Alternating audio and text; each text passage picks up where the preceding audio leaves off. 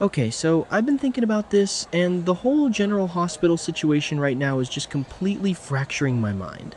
Like, I am trying to process the April 2 episode, and I keep getting stuck on these massive plot points that are just crashing into each other.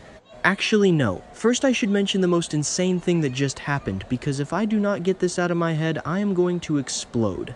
The Cassius Faison reveal. Wait, let me back up.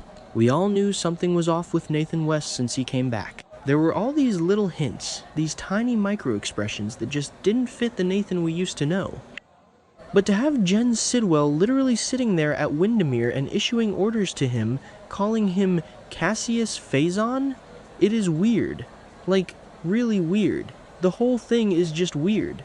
I mean, an identical twin raised by Caesar Faison who just happens to be perfectly infiltrating the PCPD? I guess Britt did hint at a fourth Faison child a while ago, so the breadcrumbs were there, but still, it is a lot to take in.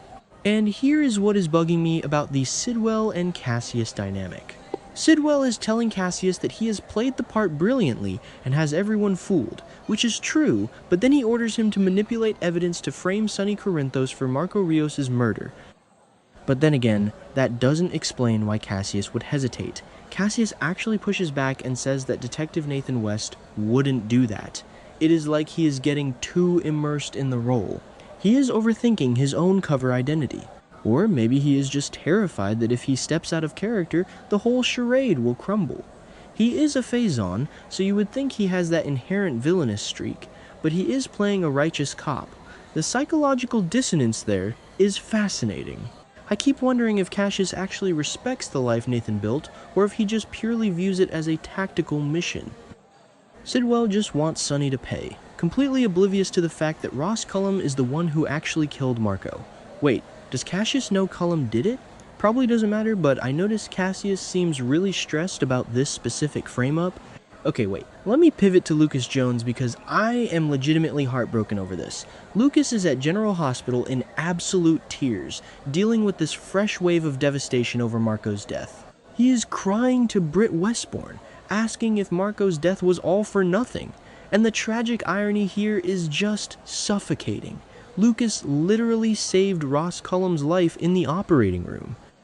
He stood there and saved the man who stabbed his boyfriend to death. If Lucas fully realizes the weight of that, it is going to destroy him. Anyway, the point is... Wait, what was the point? Oh right, Britt.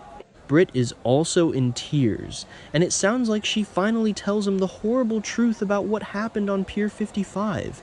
She has to confess that Cullum broke the 2 vials of her Huntington's medication before Jason Morgan even arrived. So Marco literally died trying to steal those meds from the Windermere safe, and the meds were destroyed anyway. It was all for nothing. The absolute futility of Marco's sacrifice is just so dark. I mean, Britt is already losing hope because Jason is missing, taken by the WSB, and Cullum has threatened her life. She is trapped. Speaking of being trapped, let's talk about Jack Brennan and Nina Reeves, because this blackmail situation is escalating to a level that is honestly terrifying. Brennan is confronting Nina, and he has completely lost his patience. He tasked her with getting Valentine Cassadine's location out of Charlotte Cassadine, and Nina has been stalling. Obviously, she backed off once Willow was exonerated because she thought the pressure was off.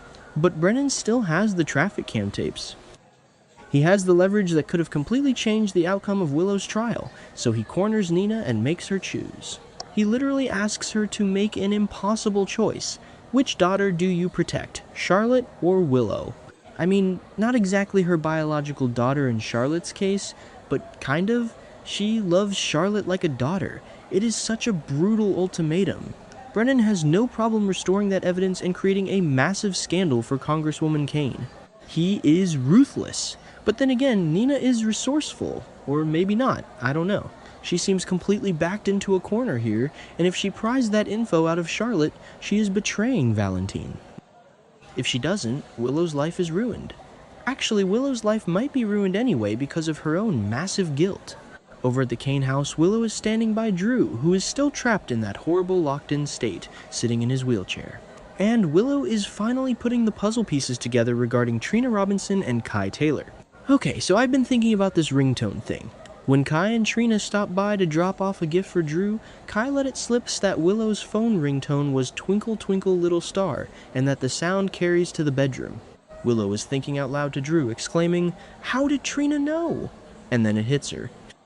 She realizes that Trina and Kai must have been hiding in the bedroom when she shot Drew. The realization is just washing over her. She is panicking. And the craziest part is that Drew is sitting right there, completely paralyzed by the drug Willow is giving him, but his brain is fully active. He remembers hearing Wiley's ringtone right after he was shot. He is putting it together too. It is weird. Like, really weird. Drew is trapped in his own body, listening to the woman who shot him figure out that there are witnesses. Drew must be screaming internally. He knows that if Willow spills this discovery out loud, he might be able to use that information to his advantage eventually, assuming he ever breaks out of this paralytic state. But what is Willow going to do? Is she going to go after Kai and Trina?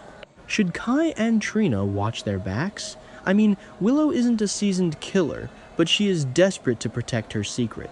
And then there is Michael Corinthos, completely oblivious as usual, walking in on Kai Taylor deep in thought.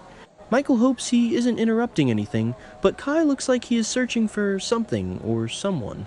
Kai just came from Drew and Willow's house, and he is clearly carrying the heavy burden of what he knows. I think it was episode 12? Or 13? Somewhere around there where Kai first started showing signs of guilt.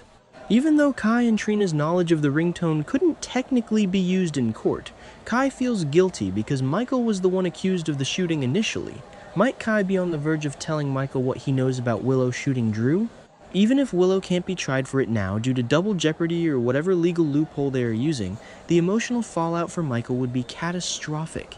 He would realize his wife shot his uncle and framed him. I keep second-guessing myself on whether Kai will actually spill the secret, because every time someone is about to tell the truth on this show, they get interrupted.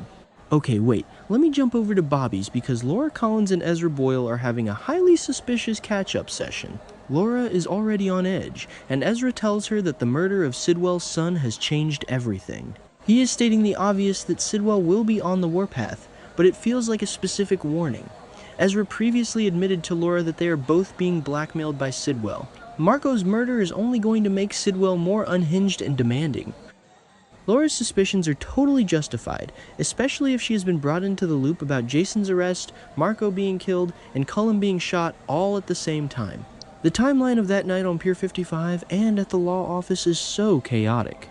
Laura is trying to navigate this massive web of blackmail while the mayor of Port Charles and Ezra is just adding to her anxiety. I keep going down these rabbit holes trying to figure out how all these threads connect. You have Cassius Faison pretending to be Nathan, taking orders from Sidwell to frame Sonny. You have Cullum, the real killer, waking up in the ICU with Jocelyn hovering over him. You have Lucas mourning Marco, unaware he saved the murderer. You have Brennan blackmailing Nina, which ties into the Valentine and WSB drama. And then you have the domestic nightmare of Willow, Drew, and Michael with Kai and Trina holding the explosive secret. It is all so interconnected but messy. Like, what is Cassius going to do? If he manipulates the evidence to frame Sonny, he risks exposing himself because Dante or someone at the PCPD might notice the sloppy police work. But if he disobeys Sidwell, his cover is blown anyway. And how long can Cassius keep up the emotional manipulation of Lulu and Maxie? It is sick when you think about it. He is wearing his dead twin brother's life like a suit.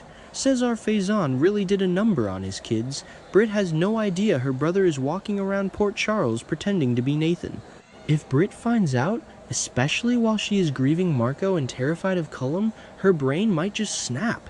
And Lucas. I can't stop thinking about Lucas. He is so broken.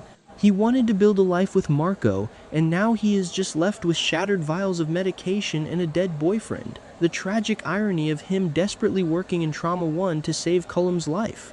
It is Shakespearean. When Lucas finally connects the dots, and it sounds like Britt is helping him do that, the betrayal he will feel is going to be monumental. Will Lucas try to take revenge on Cullum himself? Jocelyn already wanted to do it. Maybe they will team up. Okay, I know I just said the opposite earlier about Lucas being a healer, but hear me out. Grief changes people. Anyway, the point is... Wait, what was the point? Oh, the sheer volume of secrets right now. Nina's secret about Valentine, Willow's secret about Drew, Cassius's secret about his identity, Rocco's secret about shooting Cullum. Everyone is lying to everyone. I am staying up way too late analyzing this, but I feel like the Cassius reveal is the linchpin.